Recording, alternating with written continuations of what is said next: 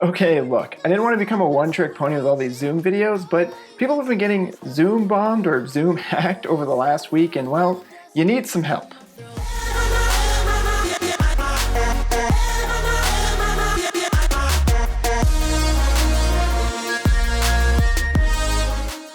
Tip number 1, make sure that you are not ever posting your Zoom link publicly.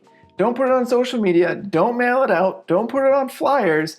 Make sure you're sending it privately only to people that you trust. Next, make sure that you also require a password for people to join your Zoom meetings. It's a really easy setting to turn on, and you can easily make sure that people are not just joining your meetings willy-nilly. The next thing you have to do is disable annotation. This ensures that people will not be drawing this or that.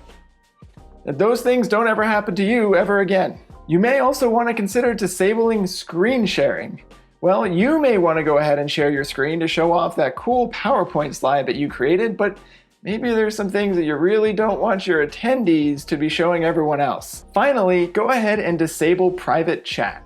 Make sure that people aren't able to send creepy little messages to each other while you're trying to talk to them. Alright, well, I hope that was helpful for you, and that'll prevent you from getting Zoom bombed or hacked or, well, whatever. If this was helpful for you, please make sure to subscribe and hit the like button.